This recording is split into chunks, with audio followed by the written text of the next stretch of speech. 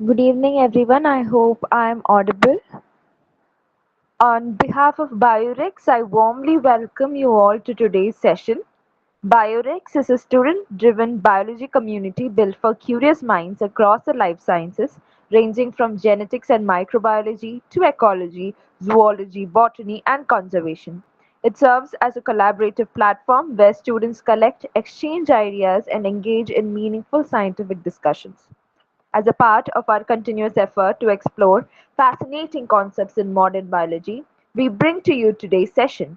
Today's talk is titled Treasure Islands of the Sky. This session focuses on the unique Shola forests of the Southern Western Ghats, high altitude ecosystems that exist as isolated patches of evergreen forests surrounded by montane grasslands. Because of their isolated nature, they are often referred to as sky islands. These ecosystems are incredibly rich in biodiversity and support a large number of endemic species found nowhere else in the world. Through this session, we will dive deeper into these sky islands and uncover the hidden ecological treasures they hold, while also understanding their importance in conservation. Now, it is my pleasure to introduce today's speaker. We are delighted to have NAVYA S with us. She is a senior research fellow at the Botanical Institute of India with a strong interest in biodiversity, ecology, and conservation. Through her research and fieldwork, she actively contributes to understanding and preserving complex ecosystems. With her knowledge and experience, we are sure today's session will be insightful and inspiring. Without further delay, let us warmly welcome Ms. Navya S. Thank you for the introduction, Gayatri. Yeah, Good welcome, evening, ma'am. everyone. So, as the title says, now we are going to understand more about the treasure islands of the sky. What is the treasure island? And how can it be called as the treasure island of sky? I'll just present the screen.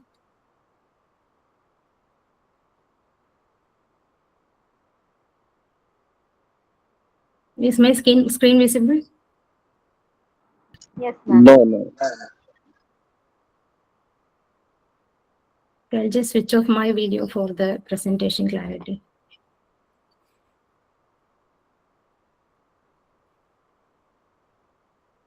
I hope I'm audible also. If there is any problem, please let me know. No, Please no, no. unmute Now, yourself. no, no, no Now? problem. It's okay. Yeah, yeah. Oh, It's very clear. Yes. okay. So, treasure islands of the sky. In this first image itself, you can see some patches of forest scattered in the green grasslands. Okay, I'll just start with a Malayalam song. I don't know how many of you are Malayalis, but I will just share this song first. It's okay. But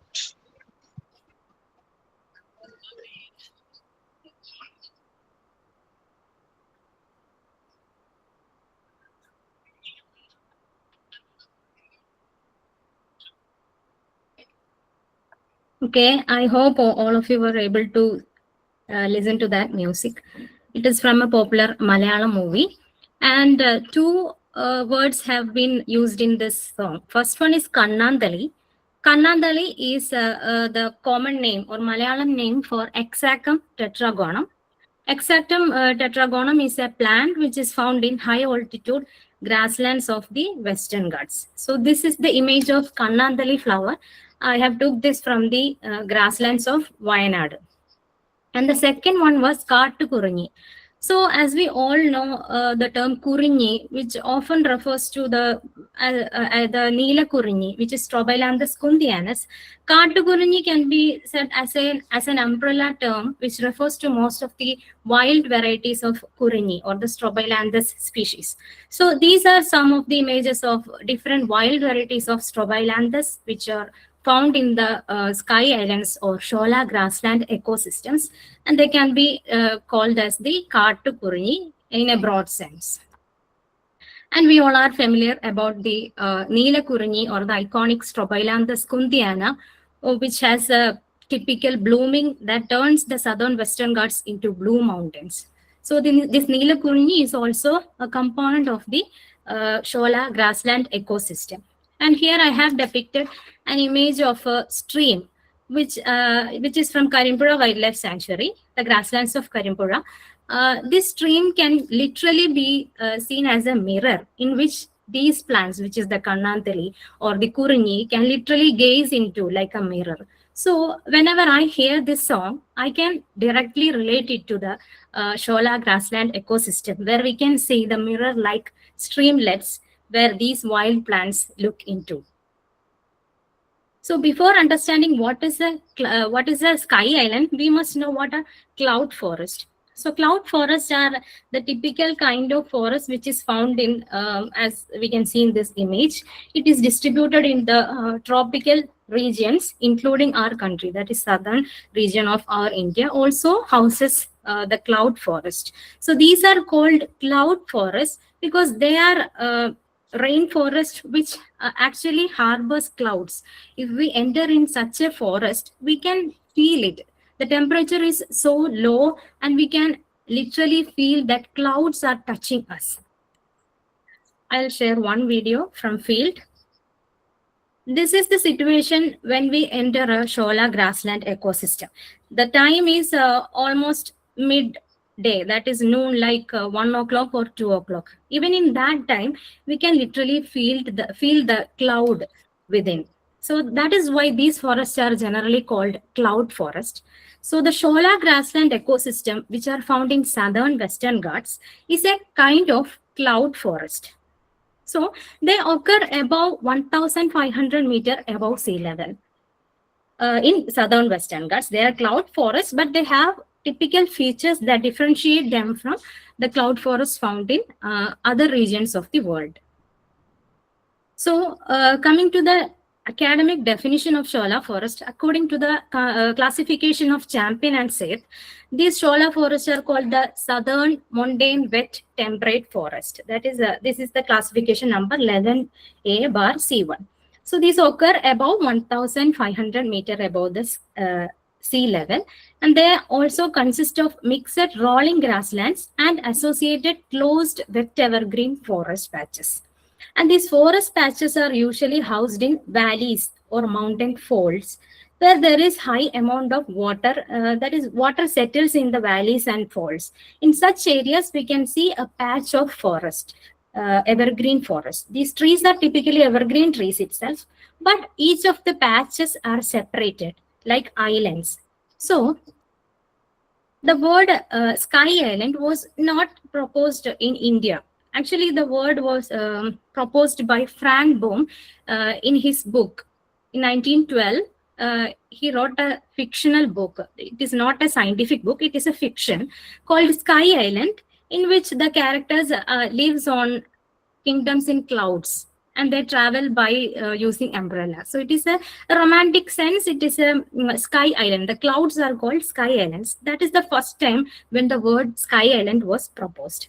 But in 1967, Weldon Head wrote a book about the forest in the mountains of Arizona, and he used the term sky islands. Whereas in 1943, already Nat and Dodge used the term mountain islands in a desert sea. So this word sky island has evolved through different writers in different time periods, and it typically refers to the isolated patches of forest which may be floating in lowland elements like a grassland or desert or something like that. So these islands or the patches of forest stay isolated like islands in the oceans. That is why the Shola ecosystem is called a sky island ecosystem. So this is a typical Shola grassland ecosystem. I have took the photograph from Iravikulam National Park. We all may be familiar with the Iravikulam National Park. It is famous for the Nilgiri Thars also.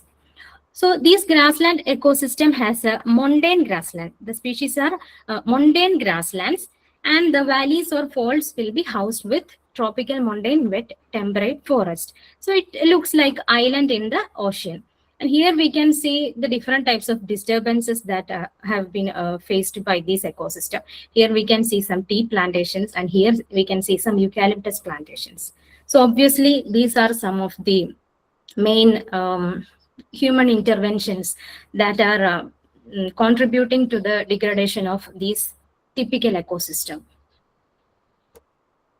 These are some of the earlier works that has happened in the Southern Western Ghats related to sky islands or the Shola ecosystem. The institutes like KFRA and many other universities have been contributing in significant works related to Shola grassland ecosystem. One of the major study was by Kishore sir. He has studied the Shola taxonomy and ecological basis of the Shola foresting, particularly in Iravakulam National Park.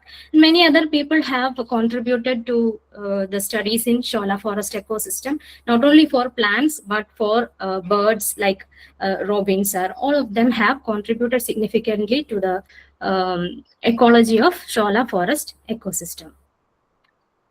Now, we'll be just looking into some of the high altitude areas in Southern Western Ghats, and in the areas where I have worked. So this is Agastya Mala. The altitude varies from 1,500 to 1,800 meter above sea level. This is Kanyakumari Wildlife Sanctuary. Altitude range from 1,500 to 1,800 meter. This is Megamalai, Tamil Nadu. Opposite, we can see the opposite of this is in Periyar Tiger Reserve in Kerala, 1,500 to 2,000 meter. Nilgiris, 1,500 to 2,600 meter. Coming to the objectives and methodologies of my study, I'll just go through my study also.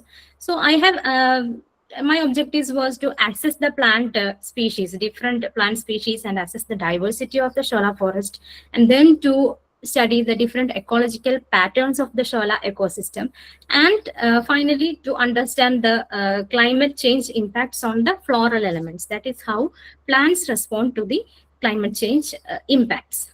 That is my study, and these are the methodologies that I have been following for my work. So, as we have discussed so far, these are very much closely related to the ecology of islands. So, as we know, the mainland and island are very different in their ecological patterns, because the islands are mostly isolated ecosystem, and they are isolated from the mainland. So, they have high vulnerability to invasive species. The number of predators will be low, and their chances of immigration, all such things are low, but their chances of evolution in these isolated ecosystems are more. And since they are very much vulnerable to external factors, the chances of extinction are also very much high in ecosystems like Shola grassland ecosystem.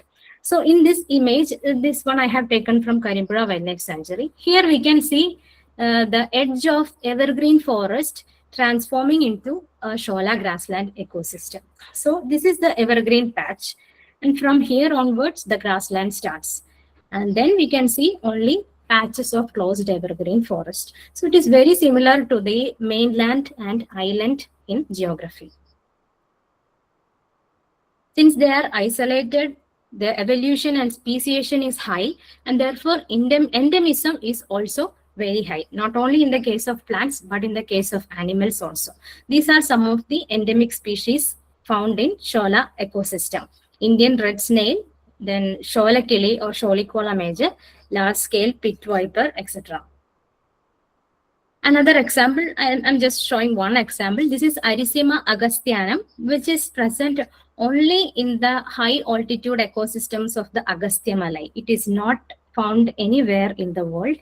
It is very restricted in distribution. So such very restricted distributed plants can be seen in the Shola ecosystems. Based on my studies, including the secondary data and primary data, I have recorded 297 endemic angiosperm species from 58 families in the Shola forest ecosystem. Since they are high altitude ecosystems with slope and wind, humidity, and sunlight, frost, and other climatic extremities are also very common in these ecosystem. So there are typical adaptations to the plants and animals found in these ecosystems. So this is a video that I have taken in 2024, and the time is 7:30 a.m. But the sunlight is so scorching that we just don't we feel it like the sunlight in midday in low altitude. It is very strong, and the chances of getting sunburn is very high when we are in such ecosystem. We are not adapted to such high altitude sunlight. So we have discussed about the mix of rolling grasslands, which is associated with the evergreen forest.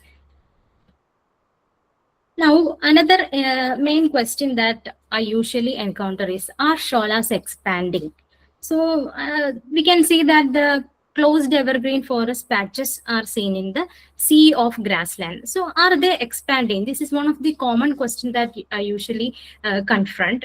So the sholas are actually not expanding so much. This is because the extremities of climatic condition, that is, if just consider an island of plants. If a seedling is dispersed from the closed patch to outside, it needs some conditions to germinate. It needs some optimum conditions to germinate and then develop into a plant. But in Shola forest ecosystem, inside a patch, it is very cool. We can feel the cloud. It is very cool and very humid. But at the same time, if we are coming out of a patch into the grassland, it is very hot. Also, at nights, the temperature may drop up to 5 degrees Celsius. And in cold winters, it can go up to -degree. Last year, winter, we have seen that Nilgiris and all, even in Munnar also, we have seen frost. So it is coming below 0 degrees Celsius. But at the same time, at the noon, like 12 o'clock or 1 o'clock, the temperature is rising up to 23 degrees Celsius or 29 degrees Celsius. So it is the climatic extremities. So there are chances of the plants being overly stressed by the high temperature and low temperature. So the plants just can't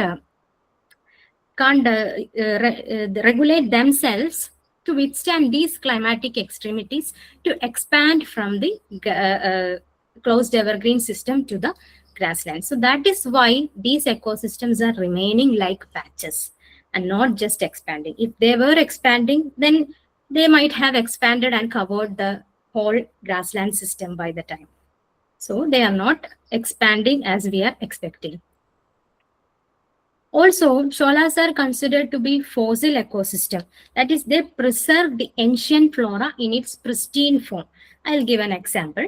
So this plant is Synglostemon commosus of Lamiaceae family, and a worldwide revision of Synglostemon genus says that the species of Synglostemon are restricted to mainlands like Africa and Madagascar. At the same time, one of the species of the Synglostemon is found in India. Okay, and this is mostly in the Southern Western Ghats only. Another species, Disperis, is a ground orchid. The Disperis nilgirensis is found in the Indian Southern Western Ghats, whereas a close relative of Disperis tripetaloides, that is a close relative of nilgirensis, is found in Madagascar. So when we look into the distribution, this is how the distribution is. So this reminds us about the Gondwana supercontinent theory, which states that the mainlands like India, Australia, Africa, South America, and Antarctica were the part of one single piece of land, which is the Gondwana supercontinent, which then split up due to the tectonic plate movements, and then they went to different directions and merged with other land masses. So these plants like Synglostemon and Disperis species gives an insight into how these plates of lands were together some day ago, and then they split up and they evolved in isolation and became different species. So some plant evidences are there. So these ecosystems can be called as the fossils or the remains of the ancient stories. Now, another important thing is that Shola forest can be called as the mother of rivers. Most of the Shola forest is associated with small streamlets because they absorb the water, they condense the water, and then slowly drifts it down. And the soil in the inside of Shola forest evergreen patch, we can see that the soil is always moist. It is like a sponge. It acts like a sponge. It stores water and it releases the water slowly, forming small streamlets. These streamlets eventually combine to form streams and they comes down and form into rivers. So the video that I have shown before previously was uh, streamlets that I have seen in Karimpura Wildlife Sanctuary, which contributes to the major tributary of Chalia River, that is Karimpura.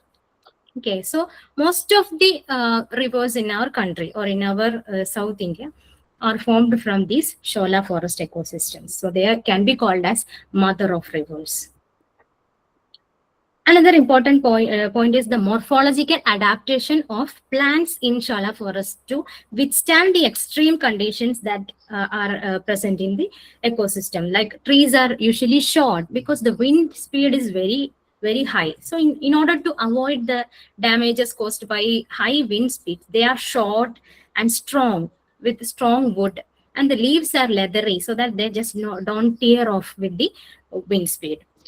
Also, we can see that inside a Shola evergreen patch, the trees won't be naked. They will be adorned with different types of plants, lichens, mosses, bryophytes, orchids. They'll be just adorned with all such things and never be naked inside a Shola forest patch.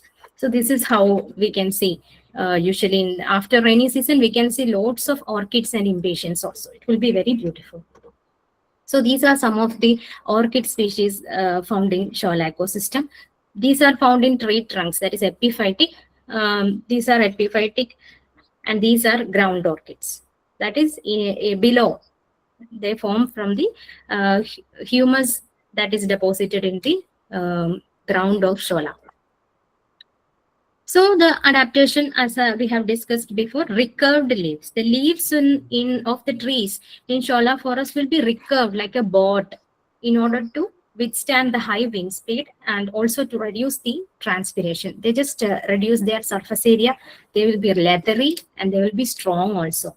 They are very typical when compared to the leaves in evergreen forest. Even though some species of similar genus or the same genus, other species will be found in evergreen forest, or even the same species which are found in evergreen forest will be morphologically very much different because these are the adaptations to withstand climatic extremities in Shola grasslands.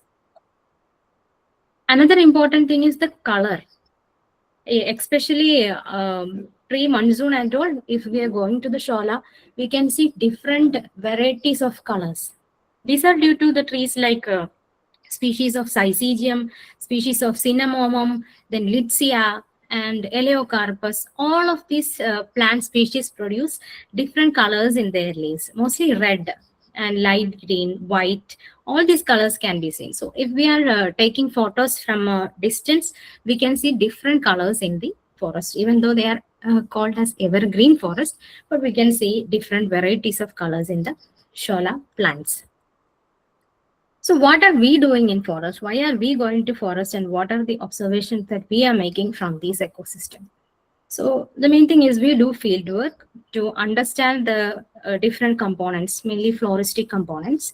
We document them, we collect them, we take photographs, we dissect them to identify them, also process and make them into herbarium to for future references. Not only for us, they can be stored for up to thousands of years for the reference of people in next generations. So that is what we do in forest. Also, based on my field work, I have observed the horizontal zonation of Shola forest. Maybe many workers have been working in this field and most of them have noticed this feature also, but I would like to give a stress to this phenomenon. That is, Shola forest can be seen as showing a typical pattern from the edge to the interior. So, the interior of a Shola forest, mostly, I'm not telling all the forests, but mostly, most of them will be having a water body, that is a small streamlet will be flowing through the middle portion. And the inner zone will be mostly consisting about larger trees. And the second zone will be having shrubs and small trees. And the third zone, or the edge or the margin of the shola, will be having smaller plants like herbs and small shrubs. So this is one observation that I have seen in shola forest, and I have tried to document the different plant species found in the different zones. So the zone 1 plant composition is the first one. I have took the data from 1500 to 1900 meter, and here I could see species of Lucas, Osbeckia, Hidiotis, Strobilanthus, etc. In higher altitude, that is in Wayanad 1800 to 2200, I could see the same plant genus, but the species was different. And in Nilgiris, coming to little more higher altitude, the species, the genus is same here also, Lucas, Osbeckia, Hediotis, but the species is changing. So these are some of the zone 1 plants: Osbeckia aspera, Rubus racemosa, Barleria involucrata. And the zone 2 plants consist of little more bigger plants like Syzygium, then Symplecos, small trees, and Psychotria, Memicillon, Hypericum, etc. So here also we can see that at low altitudes, the species are different, but coming from low to higher altitudes, the genus remains constant in each zone. So there is a chance of speciation in it. Hello? Everything all right? Okay, these are some of the zone 2 plants: Memicillon cisparens, Psychotria nilgirensis, Eugenia agastyamalana. Okay, now I will just say something about these species. So Memicillon cisparens is a species reported or described from Cispara region. So it is a place. So this plant is critically endangered and it is endemic. It is restricted in distribution to that area. According to IUCN red listing, this has been evaluated as critically endangered also. So the Shola forest ecosystem is harboring many of the critically endangered and steno-endemic species. Steno-endemic means very restricted in their distribution.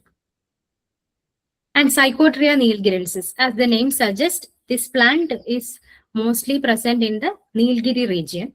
It is evaluated as endangered by IUCN red list.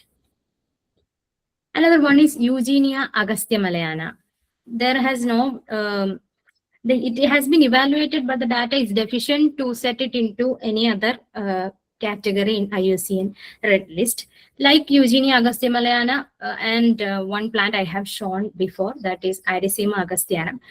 Agasthyamala range, especially the high altitudes of Agasthyamala, harbors lots of endemic species. We can just say that by looking into their specific epithet. Usually they end like Agasthyamaliana, Agasthyamalianum, then Agasthyamaliensis, and just some spelling difference will be there. But that way I have recorded almost 20 to 23 species which are endemic only to the Agasthyamala range.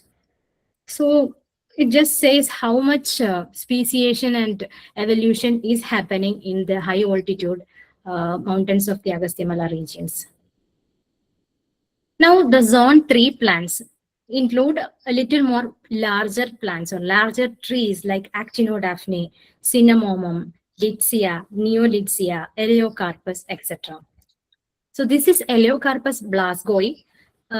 One important thing about this tree is it is considered as an isolated tree, which is present only in the Kodaikanal area.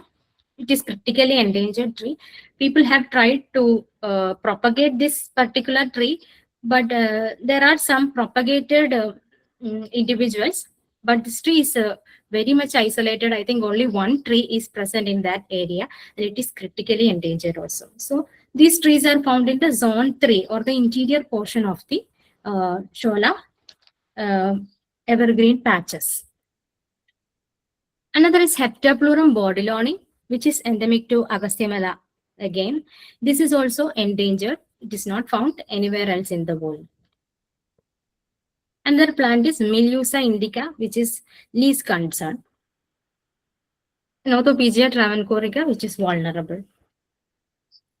Now we'll coming to some of the novelties that we have published. We have published one new record to India, that is Varonia curasavica, and three new records to the state. One is Hypericum hookerianum, this one, Tucrium whitey, Lamiaceae plant, and Mosenda conferta, Rubiaceae. This one was from Agastyamalai. And one species new to science, which is Pimpinella pygmea. This was collected from the grasslands of Karimbura Wildlife Sanctuary, which is sharing its boundary with the Mukurdi National Park. So it is saying the Nilgiri range itself. We have collected from the Shola grasslands. It is a very small plant, like we can see in this image itself, hardly a palm size. It belongs to the family Apiaceae, which is the family of carrot and this coriander and all. They're also having some aromatic oils in the seeds also. So further studies are on process. We have just described this species Pimpinella pygmea, and the name pygmea refers to the small or short size of the plant. Okay, I am particularly concentrating on the impact of climate change in the different flowering species. So here, I have tried to analyze the change of flowering pattern in Eleocarpus recurvatus. Eleocarpus recurvatus, or the Chola rudraksham, is a plant which is found in Shola forest. And when we took the flowering data of this tree species from year 1900 to 2025, including my field observations, it was seen that during the 1900 to 1987, the flowering season was mostly peaking in October, whereas in 1987 to 2000, the flowering peak had a small shift towards September, and another peak started in April. Well, coming to the 2000 to 2025 data, the flowering peak here also, it is in September, and some other peaks have started in January, February time also. So the seasonality of the plants in Shola forest is changing, or there is a shift in the peak season of their flowering. I tried to get the climatic data, that is annual rainfall and mean annual temperature data of the same time period, and it was seen that the temperature has increased by 1 degree Celsius, and the rainfall has also become a bit irregular. So this might be the reason for this shifting flowering season of these plants. So the further studies are being conducted to analyze whether there is any correlation between this climate change and the changing flowering peaks of such steno-endemic plants. I've also presented a poster about the impact of climate change in rewriting the flowering season of Shola ecosystems in Kerala Science Congress. Now coming to what is optimum climatic condition. So we are going through the harsh summer season. Most of us may be sitting in AC rooms, or at least we are using fans, because we can't just sit and listen to something if the conditions or the temperature that in which we are sitting is not ideal to have the concentration to listen to something. Even when I was preparing for this one also, I couldn't do anything in the peak noon time, because the temperature is so high that we can't be productive. So all organisms are having an optimum climatic condition where they can be maximum productive, or they can be stress free. Like plants are having, human beings are also having some ideal conditions where they can be optimum active. So for us, it is 20 degrees Celsius to 25 degrees Celsius. So just imagine the temperature in Coimbatore today was feeling 39 degrees Celsius. And we have recorded 40 degrees Celsius in Palakkad district of our Kerala. And we have observed 0 degrees Celsius in Munnar just a few months ago. So the temperature extremities are now being felt by all of us. And just imagine that our optimum climatic conditions are very restricted from 20 degrees Celsius to 25 degrees Celsius. But we are going through all these climatic irregularities and extremities. We are trying to adjust by sitting in the AC or fan or by bathing or doing something. So just imagine what is the situation of the animals and birds and plants which are not even able to move from here to there. So there is no other way than to just vanish from this ecosystem. So there is a term called elevator effect. That is, the low altitude plants are having an optimum condition, and when this temperature or humidity is changing, the temperature is getting higher, these plants tend to move upward. That is, more individuals survive in a higher elevation. Likewise, this is applicable to plants and animals and birds, all the species. So they try to go to a little more higher altitude where the temperature is a little less. Like just imagine, I am in Coimbatore. I'm feeling hot temperature. There is no way possible to get AC or fan. Nothing is there. So I can do one thing. I can just go to Ooty, where the elevation is more. It is a high altitude area and the temperature will be somehow less. So usually people are also doing that. At summer, they will go to some other high altitude area. So in the same way, plants and animals and birds are also doing the same thing. When they are not getting the optimum condition in their previous ecosystem, they will just try to move to a higher altitude so that they can somehow adjust with the climate there. So some of the main issues that happen is there will be some other group of plants and animals living in that habitat also. So when the lower altitude species are going upward, there will be high amount of competition. Also, they'll be just moving upward and upward. Just imagine what will be the situation of plants which are already living in high altitude ecosystems like Shola. They are already living in the top of the mountain and there is no other place to go. There is nothing above, just sky. So what will happen? They'll just go extinct. So that is called mountain top extinction. And the process of them going from the low altitude to high altitude to adjust with the climate change is called elevator effect.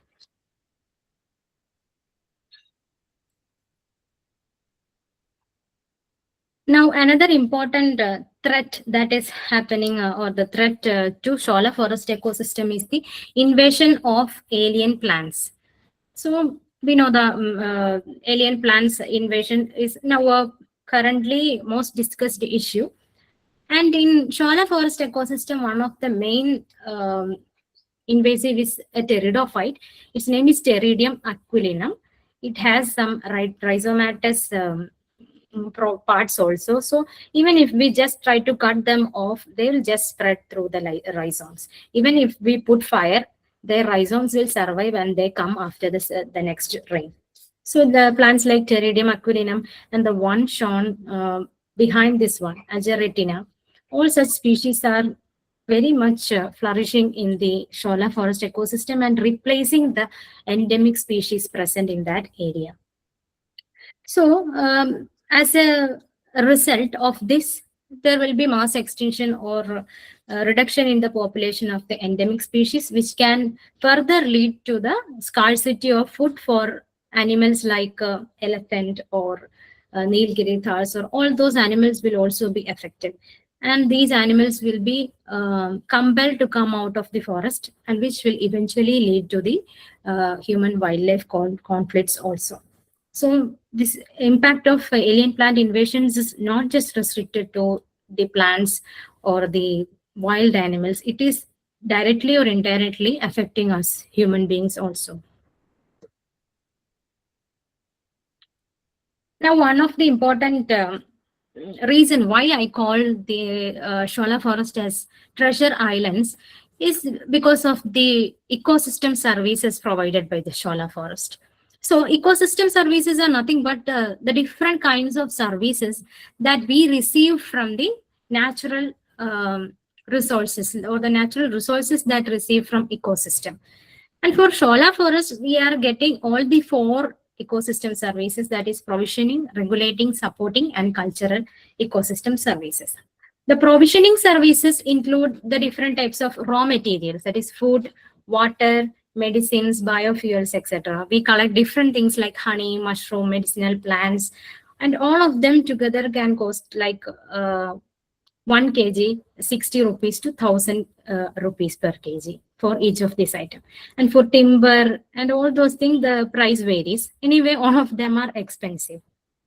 Coming to regulating services, these are the services which regulate the ecosystem balance, like purifying the air, controlling the greenhouse gases, fixing the carbon, and these Shola forest ecosystem were previously considered as wastelands because from evergreen forest we can directly harvest something like honey. All those things can be, then timber also we can directly get it. So when Britishers came into our country, they thought that these Shola forest ecosystem systems are just wastelands.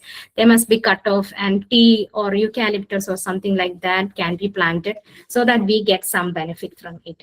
But just imagine the amount of services they are giving, which can't even be calculated or converted into monetary aspect. Just imagine the amount of carbon they fix, the amount of oxygen they release, how they contribute to the formation of these many number of rivers. It can't be just directly converted into monetary aspect. And the third one is supporting services. That is like nutrient cycling, pollination, then being the part of the food chain. All these things and the amount of oxygen they release, this can be converted into monetary aspects. But just imagine, this is just a calculation. Maybe more than that will be the monetary value of whatever services we are receiving from this ecosystem. The fourth one is cultural.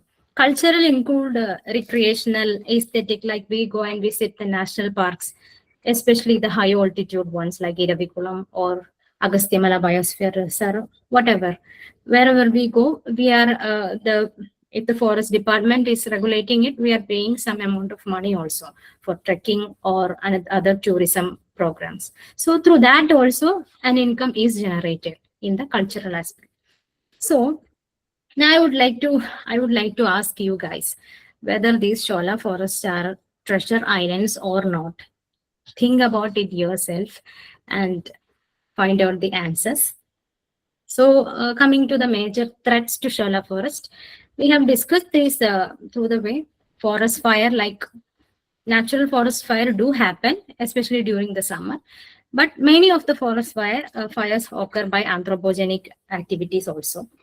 Then invasive plants, we have already discussed. Then natural calamities like landslides, tourism and development. Last time also, when we went to Ooty, we could see that the irresponsible tourists are contributing very much to the degradation of this ecosystem. We can enjoy the beauty, we can enjoy the nature, but we should be responsible enough to not to pollute it with whatever waste we have in our hand.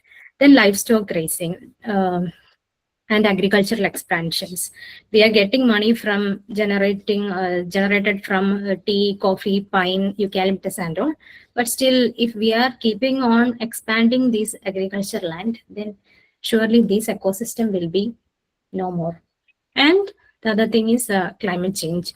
The erratic and irregular pattern of rainfall is also affecting this unique and fragile ecosystem. Thank you. So these are the things I would like to tell you all. I hope now some of you may be feeling this Shola forest ecosystems are sky islands or treasure islands, sorry. Thank you. You can ask questions if any questions are there.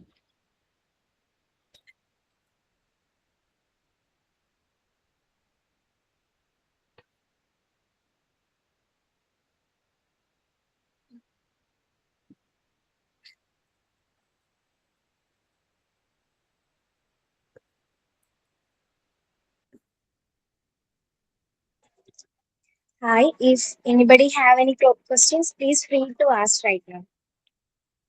I saw some questions in the chat box. Can I take that?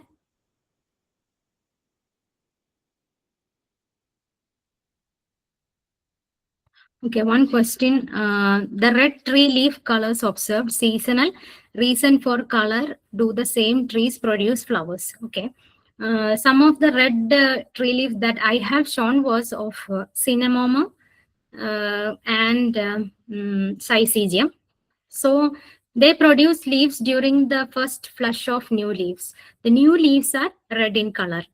And also they produce flower. Of course, they are angiosperms. They are producing flowers. Flowers may be of different colors. For cinnamomum, the flower is not having such a particularly attractive colors. For syzygium and all, we can usually observe white colored flowers, or sometimes pink colored flowers are also observed. So all of them are flowering plants. And the reason for the color, pigments like, I think pigments like anthocyanin is contributing to the color of leaves. If there is any correction, I'll let you know. As we know that shift in flowering period causes decline in species, any recent information about species in Shola region of Kerala declined due to shift in flowering period? Any recent information? Okay. I don't have any recent information about whether any species have completely declined due to the flowering shift. But theoretically, there are chances of declining due to flowering shift, because flowering is the basis of their reproduction. And if the flowering is not in the correct season, they will miss their pollinators, and they may miss their chance to produce fertile seeds also. So that can lead to decline in their population for sure. At present, I am not having any solid data to say that. I'll try to get that data. Any recent information about Pogostemon atropurpureus from Cispara? Pogostemon atropurpureus. I haven't collected it. I have collected Pogostemon whitiana, Pogostemon agasthyamaliana, Pogostemon, some other species also. I haven't collected atropurpureus. But I have some doubtful species. It might be atropurpureus. I have collected from Karimpura Wildlife Sanctuary. Might be. I'll check it out. Any other questions? Hello. Hello. My name is Ravi. I'm from Palakkad. Okay, sir. This is regarding invasive plants, which Okay. is rampant across everywhere in our country, especially in Western Ghats and all. And Lantana is one of them. Is there any way, like, can we do some genetic modification to these plants so that they don't produce seeds or something like that? I think it's a long stretch actually. Is it possible to do something like that to prevent them from flowering or producing seeds and all? Like, some genetic modification? I mean, it's a very hypothetical question. I'd like to know your opinion about it. Thank you. Actually, there are stories of using genetic modification to reduce the reproductive rate. But the one of the major issue with the invasives present in Shola is they usually spread by vegetative means. Like I have said about the Pteridium aquilina, it has rhizome and it spread through that rhizome usually. I don't know how much is the success rate of their spores. So in species which are actually reproducing by their vegetative parts, there is no point in using genetic modification in their flowering or seeding. But maybe it is possible for plants like lantana. But I am not sure, because they have spread so much that it is hard to say genetic modification can be used to control them. That is my opinion. Some countries have done it on mosquitoes and all, where they I have mosquitoes heard that. there. I don't know, same thing can be applied in plants. I'm not very sure about it. Thanks, anyway. Thank you very much. Thank you. Any other questions? I also have one question. Okay. Thank you for letting me talk. I was wondering, you said that this will habitat is classified as weightless. Hello. Actually, I can't hear your voice. Can you please type? Sorry, is this better? Okay, okay. I heard that sentence only. Yeah, okay. You ask me once more. Okay. Am I audible now? Yeah, yeah. Okay, yes. Thank you for the very nice talk. I was Thank you. wondering, you said that this habitat was classified as a wasteland before, Yeah. uh, and I was wondering how it has reached the conservation status or the protection status where it is today. I'm working a little bit in the Konkan region in Maharashtra, and we're Okay. also dealing with a very similar problem of these lateritic plateaus and the grasslands on them being characterized as wastelands. Mm. Yes, Okay. Thank you. thank you. Yeah, sorry, I just wanted to ask how the Shola systems have reached the protection status that they have currently. Okay. Actually, coming to the protection status of areas, as per my understanding, usually we observe animals more than plants. If I show you a photograph of a tiger sitting in an evergreen forest or a rocks or a shola grassland ecosystem, we would probably say the picture is of a tiger. Or if I am showing a Nilgiri Thar, you will say, what are you seeing? You will say Nilgiri Thar. But there is a something called plant blindness. Hmm. Usually, we do not bother about the plants. We do not unconsciously look into some plant. We'll just see animals. And most of these national parks are actually meant for, or first they were meant to protect the animals like Nilgiri Thars or tigers. So then only the concept evolved that in order to protect certain iconic animals like elephant or tiger, we have to protect the whole ecosystem.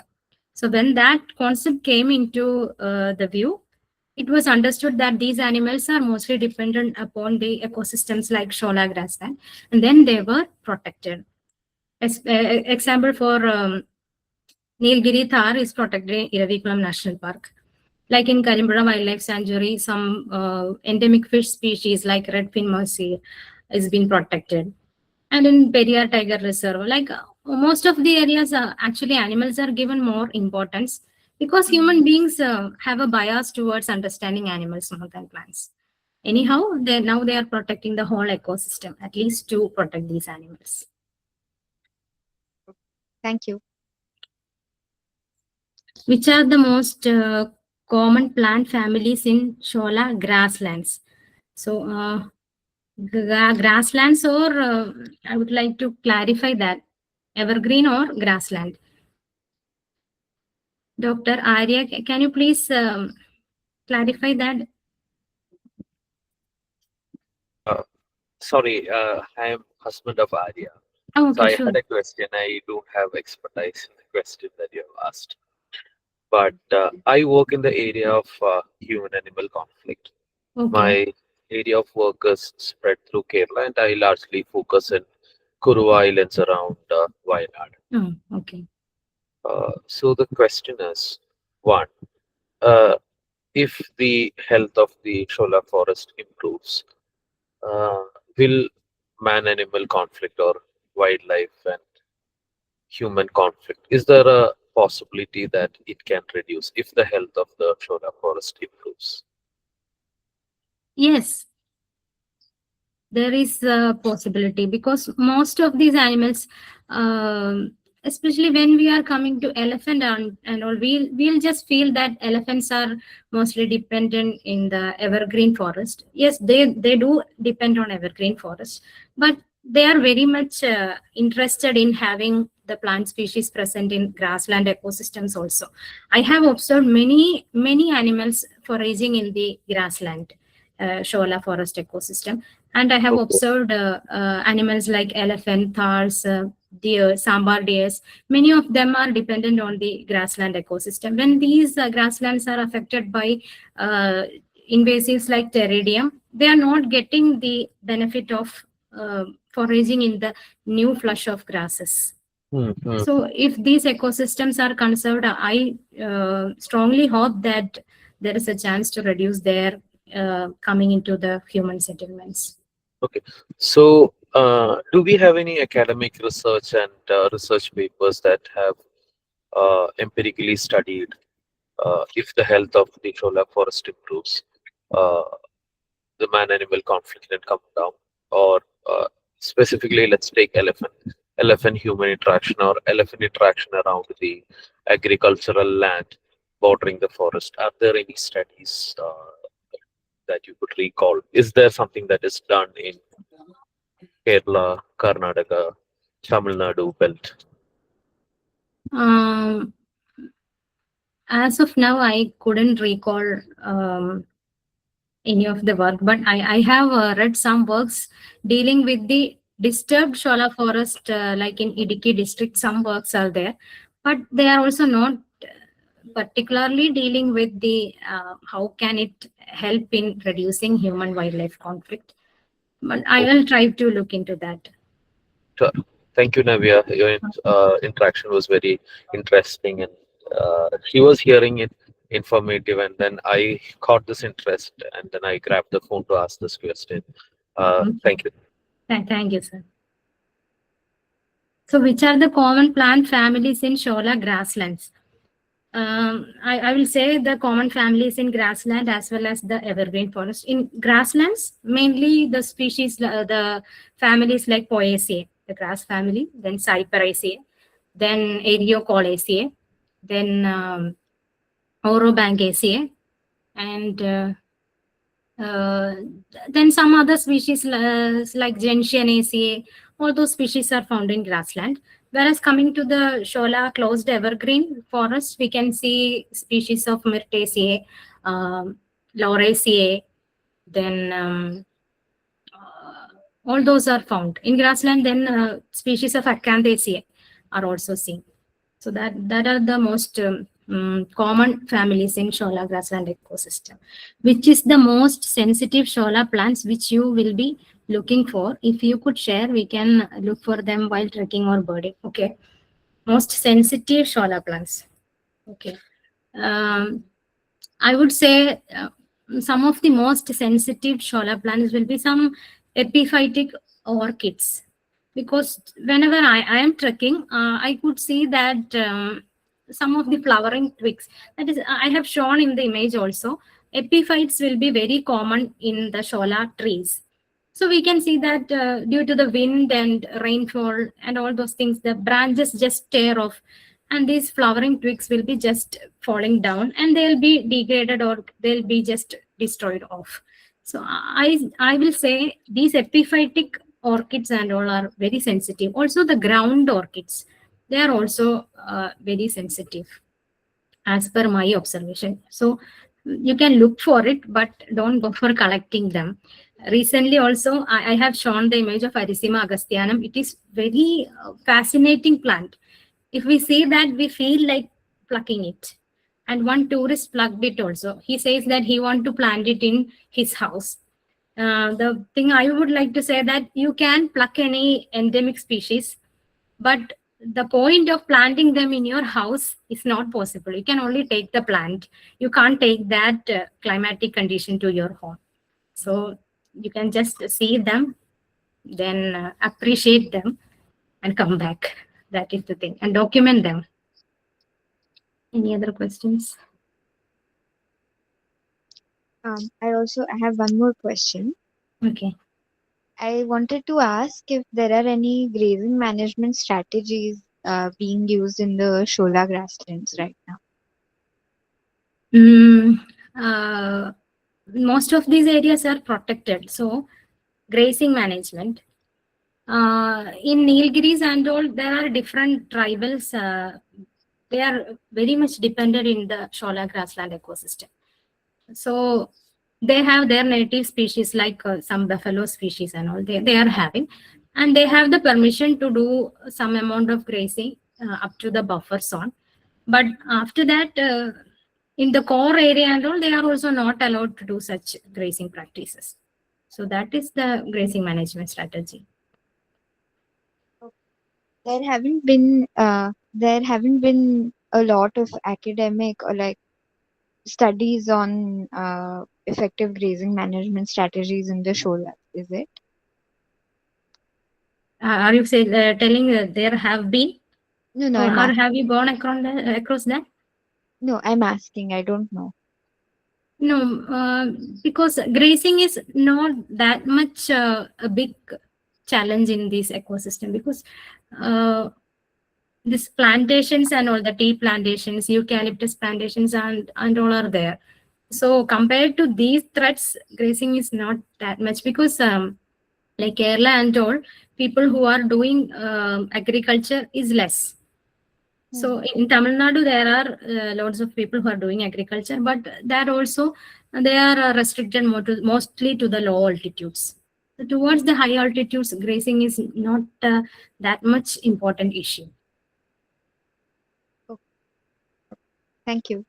Okay. Is there any apps for plant identification or books with regards to Kerala? Recently, a invasive plant identification app was introduced by Alim and his team. But for native plant identification, there is there are some apps, but I won't entertain you to use those apps for identification of plants. You can use floras and keys to identify plants, or otherwise you can go to some experts to identify plants.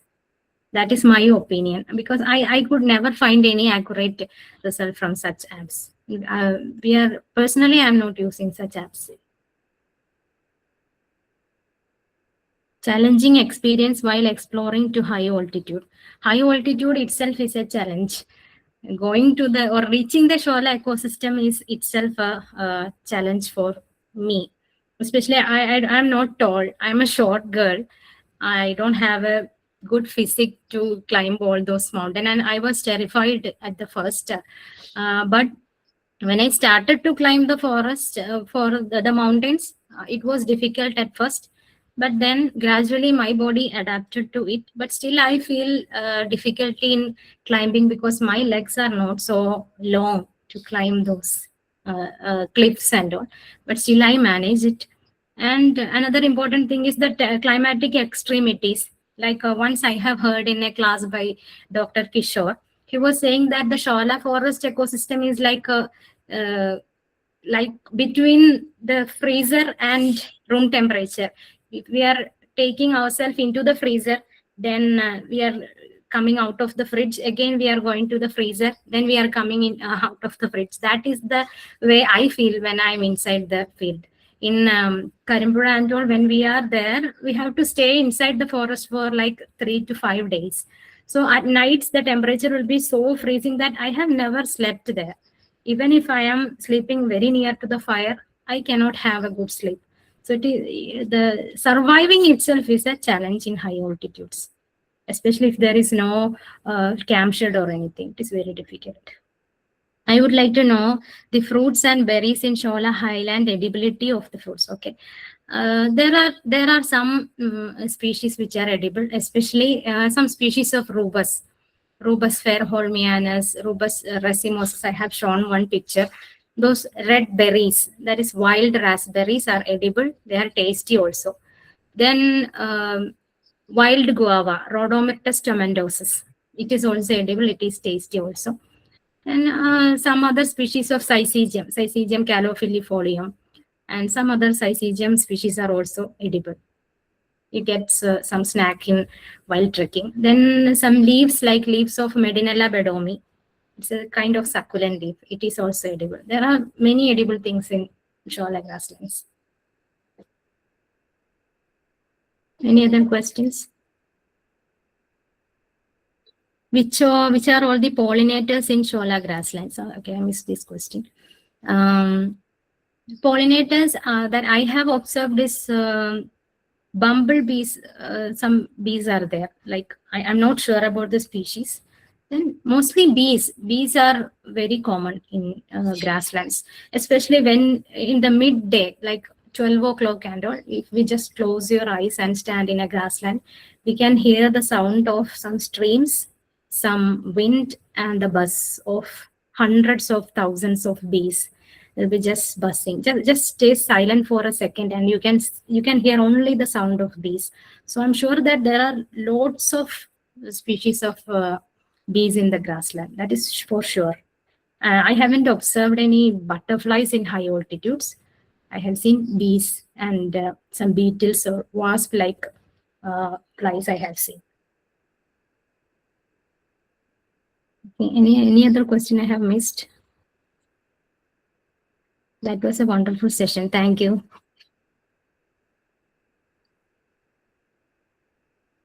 Wild guava is Caraya arborea. Caraya arborea. Caraya arborea. I'm not sure it is called wild guava. I'm not sure. I have seen Caraya arborea, but you may ask someone else. I'm not sure. I won't answer that because I'm not Now, sure. Navya, I am adding to that. Yes, ma'am. It's calling as wild guava, but it is not edible. Okay, thank you, ma'am. That is my guide. Thank you, ma'am. Okay, even if it is known as wild guava, please don't have it. Do pollinators also appear to follow patterns of plant microendemism? Do pollinators also appear to follow that? Pollinators have actually evolved through coevolution. We can see that most of the pollinators are specific to their host plant. So if the plants are endemic or steno-endemic, there are high chances of the pollinators also being endemic to that area. But I'm not particularly sure about microendemism, but there are high chances of it.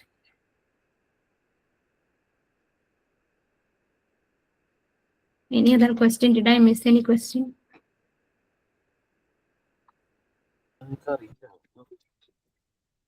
Navya, I have one more question. Okay. See, if we look at the social structure, typically about farming around the higher altitude.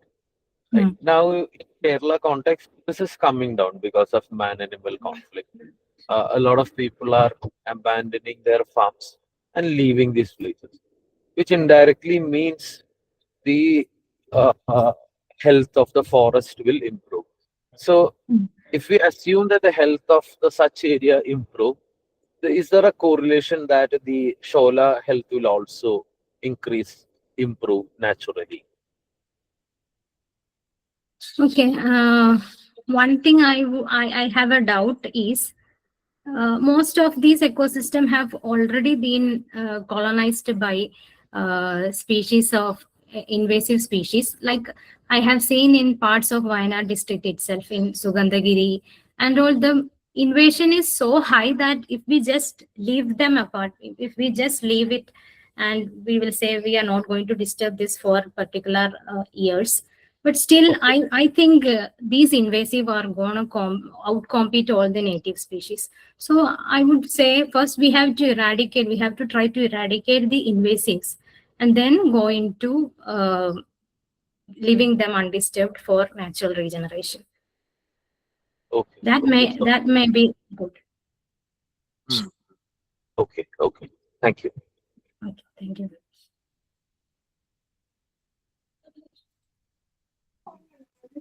I hope there are no further questions. So, can we conclude today's session?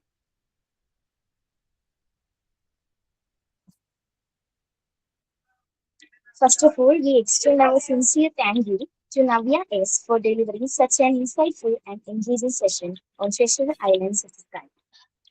Her talk gave us a deeper understanding of Shola forests and highlighted the hidden ecological treasures of these unique skylight island ecosystems.